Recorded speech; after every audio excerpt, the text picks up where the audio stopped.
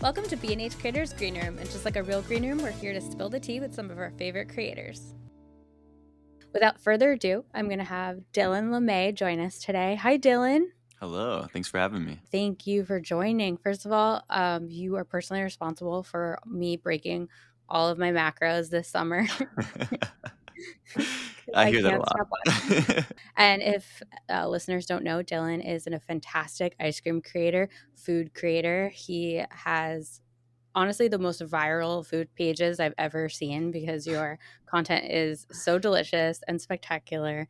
I want to know everything. Like, how did this start? Like, were you a kid who was like obsessed with dessert? When I was a kid, my family, we'd usually eat ice cream almost every night. Like it was like a Mm. normal thing. It was like a family thing. We'd all get around the TV and eat a bowl of ice cream. And until answering questions like this, I didn't know that wasn't normal. I thought everyone's family ate ice cream like almost every night before bed. Yeah, like a sweet treat. I get it. Yeah. And then how did content start? Were you a pandemic creator too? Yeah. Yep. Yeah. Okay. So it started in 2020, but my goal wasn't to become a content creator. I had worked at Cold Stone for a long time. I worked there for 9.5 years in total. But Wow. during the pandemic, I was managing a Cold Stone in Missouri. And one of the girls, she's like, "Hey, I want to become TikTok famous." We started making videos at work together. And then eventually I like became obsessed with it. Like I watched 14 hours of TikTok in one day. Like I was just like consuming content like crazy. So I was just like studying the algorithm of like what are people doing? What are people watching? What are the common threads between viral videos? And eventually I posted my first video and it got 300,000 views. And I was like, okay, I get it. And then eventually I had a video that I posted I thought was really stupid. Mhm. But then it got 7 million views in the first day. By the second It's day, all of my comments were coming from Australia. And I was like, this video is like global at this point. It's crazy. Um, and then 56 days after I posted that 300,000 viewed video, I hit 1 million followers on TikTok. This is insane. wow. That's insane. Do you remember which video? Like, can you describe the video? Me teaching you as if it was your first day at Cold Stone. So I was like, we're gonna wash our hands, we're gonna put on our hat and our apron, we're gonna scoop out of ice cream, and I told you like how to put the toppings in. And so it was like I was training you to work your first day. And people ate it up because they were like, "How is he filming this? Is his phone floating? Like, where's the camera?" It was just there were so many things that attracted people to the video, and no one was doing anything like it at the time. And so it was just like this like shock value. It just sucked people in. Oh my gosh. And I feel like people love a day in the life in For any. sure. I was gonna say it was very much a day in the life, but through like such a fresh new perspective that people were just drawn to it. Yeah, absolutely. And how did Cold Stone react, or were they just so supportive? Honestly, they're a huge company, but also a Mhm. really small company all at the same time. And so they were so busy trying to figure out the pandemic. So there's a kid somewhere doing some things and people are watching it. And so eventually I was like, are you guys gonna at least just like say hi to me? And so I made a video and I was like, can you just say hi, you know? And so then they called me and they're like, hey, sorry, it's just been really rough for us. What would you like to do? So we just kind of decided that it'd be best if I just did my thing, they do their thing. Um, everything's friendly and fun, but like we don't like work together, so to say. Okay. Oh, I feel like that's such a missed opportunity on their end. Like, there's so much like brand collaboration. Yeah. Yeah, I outgrew what they would be able to do, and so Hmm. for me to like get my videos cleared by them and stuff like that, it's just the budget. It just doesn't make sense for either of us. And Yeah, then you've done a lot of brand work, I'm sure, over this yeah. journey. How does that work? And do you have any like tips for maybe new creators in the food spaces? Like, I've heard a lot of creators say, like, I just make content with like my favorite restaurant and just kind of see how that pops off first. Yeah, I think starting out, I wouldn't necessarily focus on like how to get deals. I think at the beginning, just focus on how to be the best creator, Mhm. and those opportunities will come to you. For me, like I do have difficulty getting deals because the type of content I make sometimes doesn't like work well for brands. But the thing that's worked out really well for me is that I have a ton of really good relationships with small businesses. I like to use my content. Like I more so focus on AdSense. For Mhm. me, that's where I make most of my money rather than brand deals. And so for me, like I do a lot of free promo for small businesses. So like I'll go to approach like a local business or they'll approach me, and I just be like, hey, what are the things that make you special? Okay, how do we make 10 videos about those things and post them? And then how do I make it so that I get enough views on that that I can sustain what I do, but also support like local businesses? And that's been one of the most like rewarding parts of all of this for me. Yeah. Oh, I love that. And now Yeah. for creators who are listening who maybe they're new, they don't even know what AdSense is, can you Yeah. explain kind of that versus a brand deal? On most platforms, not all of them, but most of them, they pay you for the views that you can generate. And it can get very complicated, but just the simplest form of it is they will pay you for a certain kind of view. And so eventually, as you meet certain thresholds, you're able to get money based on the people that watch your videos. And do you have a platform that you found um, maybe is the best like one to start off with? Because I know a Yeah. lot of creators are like scared to kind of they will batch content and then just repost that content everywhere. And then some people are like, that's not a great strategy. I think one of the best pieces of advice I got was Mhm. somebody that works at YouTube, and they said, do whatever keeps you in the game the longest. And that applies to so many aspects of being a content creator. Um, and so for you, if that means batching content and posting it everywhere, then do that. You know, if that's what's going to be most sustainable for you to be a creator long term, then you should do that. If something else works out better for you, where you make certain videos for each platform because that's what performs better, and you are able to do that, then do that. You know, it's really figuring out like what works best for you, and what you enjoy the most, because that's what's most important. Like, what is going to make you be a creator for the long haul? That's such a good tip for burnout too, because I feel like Yes. it will keep you from burning out, right? Like if you're Yeah. still passionate about it. Yeah. Definitely. Yeah. And then what about for you? I mean, obviously you've been doing this for so many years now and you have so many Yeah. millions of followers. Do you feel like it's still a passion or do you have to kind of re-energize yourself every now and then and be like, no, I'm choosing this. Like I have to get the fun back.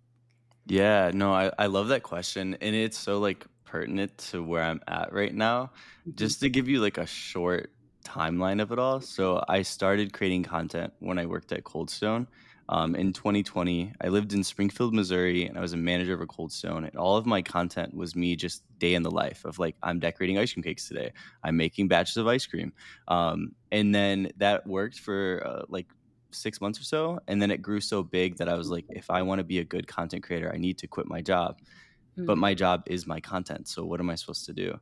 Mhm. And that's when I took 2021 to travel around the country and collaborate with as many content creators as I could and small businesses.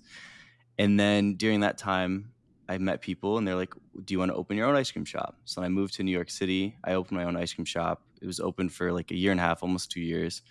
Mhm. And that was my content. I was like, "Oh, like, let me document this journey." And that was very difficult for me, because for majority of that, we were building a business, but I didn't have one. So my Mhm. content, it was hard. Um, then the ice cream shop's closed now. So this next chapter for me has been like, what are my videos now? And also I've changed so much. And so it's really difficult when you're kind of used to showing day in the life creating ice cream or desserts or whatnot, but you're not doing that daily anymore. Mhm. So I think I'm in a transition period right now, not only within myself, but also like with my content. And I Mhm. think really it's just being patient with yourself, not trying to like force something. Um, and just knowing that like in time you will figure it out. But to still keep testing things. So I think there's a lot of words, but my biggest takeaway for like a creator that's like struggling is that people show up to watch you be you. And Yeah. your goal is just to figure out how to best show who you are. Um, and sometimes that takes time to rediscover what that looks like. Yeah, and I feel like creators put so much pressure on themselves to kind of maintain the niche that they find their first community in, and they don't give their self permission to evolve, right? Like I know so many Yeah. creators who maybe just aged out of their bracket in a sense, maybe like some women who like then became moms and they're like, well, my audience doesn't want to see like mom content now or like baby content. It's like your audience loves you for you and they're Yeah. probably also evolving with you and different stages are going to either hit or just find different communities, you know? Yeah. And I think one thing that's really interesting that I think creators forget a lot is that we also were consumers at some point and we still are. And Mhm. I'm sure somebody that you watched when you were 10 years old or 14 years old, 16, 25, whatever it is, you don't follow that person anymore. And sometimes that's okay. Like our audience doesn't have to evolve with us sometimes. If you've connected with people before, it means you know how to do it again. And Mm. maybe that audience is different, maybe it's less people, but there's so many opportunities out there, and it's better to grow and find a new audience than to like kill yourself trying to keep an old audience. So it's really like trying to figure out like what works best for you and knowing that you can always find new people to watch you and to enjoy you and to go along with life with you. Right, right. Yeah, that's I mean, just give yourself grace, I think is a Yeah, beautiful lesson no matter what career you're in. Um, 100%. so I guess I was gonna say, where do you see yourself in a few years? But because it's such a transition stage, it's almost incredible that you don't need to answer that right now. Like you can take this time to figure it out. Are Yeah. there things on your list that you're like, I want to travel more, I want to do this more? Yeah, I think one of the things that I want to focus on in the next few years is really building relationships with creators again. I think when I started the ice cream shop, I think I became so focused on my business and on myself that a lot of my relationships kind of fell through the cracks. So my goal for the next few years is to start going out more, collaborating with creators again, traveling to different places and businesses and making videos with them. Because like this is a very lonely job, and I Mhm. tell new creators all the time, like your coworkers and the people that you get through it with are other creators. Like your family can only understand so much and relate so much. And so I think it's really important to have a good network of creators around you that are going through similar things and can encourage you when you don't feel creative, and you can encourage them. And it's really that back and forth that creates some of the most beautiful content. Yeah. Oh, I so agree. And I actually love that because we met at a community building event Exactly. through another creator. Yeah, Melissa Baker. Shout out Melissa. Yeah. And the Sweet Impact Robert, who we're Yeah. all good friends with, and is another dessert creator. And I think like micro events like that, where it can just be like 20 or 30 creators in the room who really get to chat and really get to like build community and like just to have that. And it was so much fun. Like we made cupcakes that night and everyone mingled and we had dinner. And the B&H creator team does this as well. Like we host our own events pretty regularly, and it's fully in line with what you're saying. It's really just to put creators in a space together where they can like learn about things, talk to each other, kind of boost each other up. And I think you're right, like that's so needed in the creator economy and is so undervalued. Yeah, I think one of the most impactful moments for every creator is when you realize that this isn't a competition and that we all go further together. Like that will be the biggest change in your content is when you embrace that and understand that and truly like live that.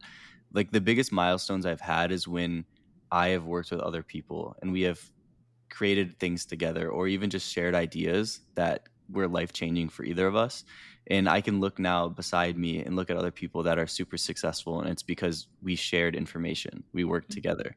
And that doesn't even mean making a video together. That means literally just sharing what has worked for you and they share what works for them. And you put that together for yourself. Just work with other people. It's the Oh, best that can happen. Yeah.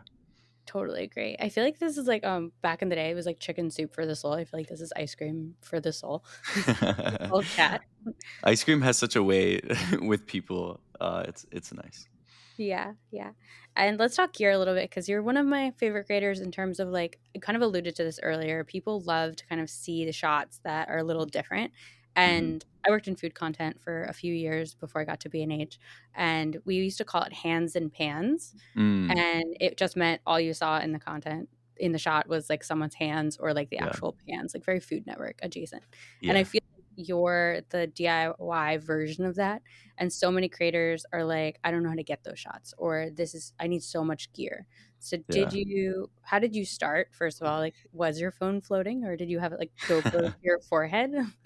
Yeah, so I love this question, and I think it's a little ironic we're doing it on this podcast, is because like I record, edit, post all from my phone. Like I don't Mm, use anything else, and okay. that's because my goal wasn't to become the best creator in the world at the beginning, and Hmm. then I learned that you don't need fancy things to do all of that.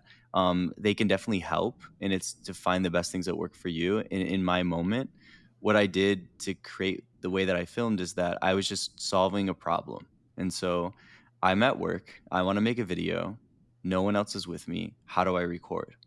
I Mhm. don't have a cameraman. I have to be my own cameraman, but I need both my hands to make the ice cream.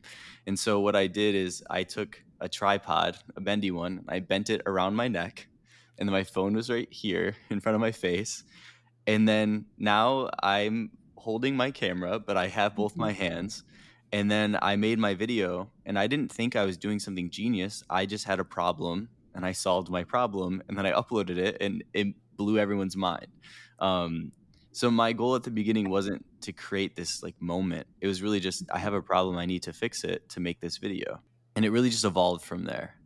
I'm obsessed with this answer. I feel like creators are literally the most ingenious, like just innovative people I've ever met because I would have spent probably $100,000 on an all day like studio shoot with like every piece of gear you can imagine to get like one little like fettuccine alfredo shot, like, Yeah. and then creators are like, no, like people just want to see the authentic experience. They want to like be brought into the experience. And sometimes, especially in TikTok, right? Like I feel like sometimes all the bells and whistles can almost create more distance for the Yeah. viewer, if that Yeah. makes sense. You know? 100%. No, I completely agree with you. I think one of the things that's helped me excel the most was like that I did something fresh and new, even though it was accidental. Hmm. Um, but it was really just because I was showing like people like, oh, you blew up overnight, like 56 days, you hit 1 million followers. It's like, yeah, because I was sharing something that I worked at for almost 10 years. Like Hmm. I was sharing the person that I made myself, not only skill wise, but like my videos are me just helping customers at Cold Stone, like as if you're the customer, like I'm talking to the way that I talk to people when I serve them ice cream. Um, and so really is like I just got to use a platform to convey who I already had spent almost 10 years building. I would say like if you're starting out now and you're worried about how to get where you're going or whatnot, just think about the things that you already do well right now. Then how do you Hmm. show more people those things? Hmm. Yeah, our last guest said something so similar. Like, find the thing you're unique at too. Yeah, Like what makes you special, 100%. and that's your content, right? Like that's your niche because Yeah. there's no way to fake it. Like people will want to know you for you. Yeah. And, like, I did get lucky, like, my thing is ice cream, and everyone loves ice cream, you know? So it is, like, easier, but, like, you have to know too that, like, sometimes your thing, it may not be the biggest thing, but that doesn't mean that you can't be a successful creator. It doesn't mean that can't be your full-time job. I met a creator that his full-time job is reviewing office chairs. How is that a thing? It is. It is a huge thing, and he gets tons of deals, Yeah. full-time creator, reviewing office chairs. Like, you can do it about anything. That's incredible. Yeah. I love the creators too. Like I met so many during the pandemic that were like doctors and Yes, were like, "Oh, I wanted to just like share some information." So I started a yes, TikTok. Yeah, and then like, these people that have like these degrees and these long established careers in different fields have like overnight turned into creators.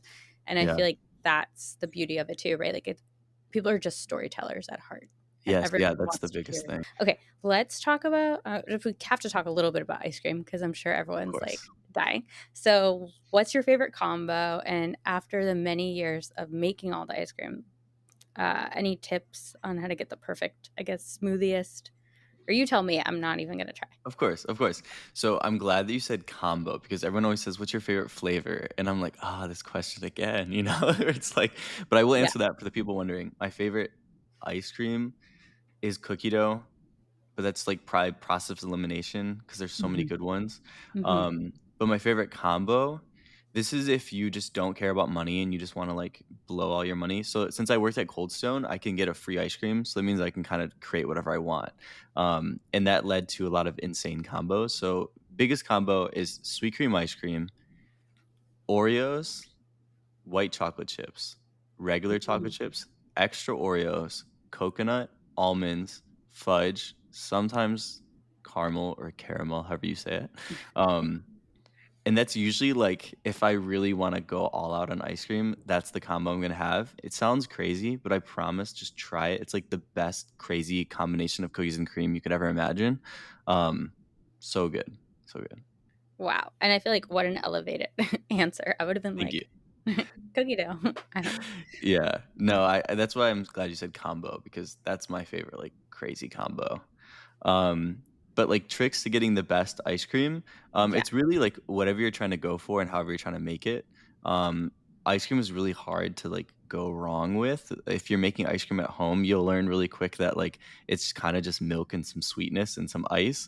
And so you can't really go wrong with it. I think the biggest thing is just making sure you have fun and you enjoy it. Like I've made all kinds of weird recipes on YouTube with my niece and nephews, and like it comes out fine because it's just you can't really go wrong. sure, sure. That makes sense. Okay, so we've been playing this little hot potato question game with all of our guests. So our last guest, Pete Monsingo, asked you a question that now we're going to ask you to answer, and then we're going to ask you to come up with a question for our next guest. Ready? Yes, I'm nervous. No, don't be. Pete asked, um, out on your whole creator journey, what's the biggest thing you regretted? Mm. He got a little deep. He got a little deep. Yeah, I'm like regretted. It's hard for me to be like a regretful person because I feel like the bad times are some of the biggest opportunities for growth. Hmm. So I have to like kind of rethink how I would think about regret. I think what I always say is as a creator, the thing that you regret the most is the videos that you didn't make. Mm, Um, and so I would say that, but I'm also in a season right now where I'm not making a lot of videos. And I feel like one day I'll look back and be very regretful of this time. But I feel like those moments are also so like there's a reason why you're not creating actively right now. So I think for me, it is like the videos that I didn't create, but I understand why I'm not, but I'm still regretful of it. Is that a good answer? that's a great answer. Honestly, I feel so similar. Like I'm not a person that lives with regret at all. Like you said, everything's a lesson Yeah. and a part of the journey. So I feel like you can't really look back. And everything's in hindsight, right? Like everything looks like, oh, I could have done this. And Yeah. that will not bring you any peace if you get stuck on that. Yeah, I guess one thing that I would say like a regret, I think it's more of like a sadness I didn't understand at the time, is that Mhm. like your life in videos is not as important as your life outside of videos. And if you get so stuck in your video, one day you'll realize that your life around you has been severely affected. And so I Mhm. think a regret I do have, I guess, is not realizing that my life outside of my content creation is very important. I think it took me too long to realize that. Yeah, it can be all consuming for sure. I mean, Yeah. yeah, I mean, making the content, editing the content, worrying about numbers and metrics and growth. And yeah, it is a lot of pressure on a lot of Yeah. extremely young people, usually, too. And when the iron's hot, you want to keep hitting it. And, like you want to just keep getting stuff out there. And it can be very consuming. Hmm. Hmm. Well, you sound like you're in a great space now. So I think Thank we're you. all very happy for you. Lots of therapy. Shout out therapy. Amazing. And now, do you have a question to pass on to our next guest? Yes. My question is if you were to speak to your 7-year-old self right now, what would you tell them and why? Oh my God, what a great question. I'm like trying to think what I would do. But what would you tell yourself? What would I tell myself? Yeah. I would say, I would love to give you a hug. I'm so proud of who you are and who you will grow to be. And yeah, I just tell myself that I'm so proud of who I've grown to be and the perseverance that I've had through so much. Ugh, well, literally, we're pun intended, the sweetest human I've ever talked to. So Oh, you thank you. should be so proud of yourself. And Yeah. thank you so much for hanging out with us today. I know so many viewers probably got so much out of this. It was very, very impactful. And we appreciate your time, Dylan. No, thank you. I thank you guys. I appreciate this. Yeah. Okay. And where can everyone follow you? Let them know. Yeah, so on most platforms, it's just my name, Dylan Lemay. If it's not that, like things like Instagram, it's DJ Lemay too. And everyone can follow us as well at bh.creators on Instagram and bh creators on TikTok. And we'll see you in the next one.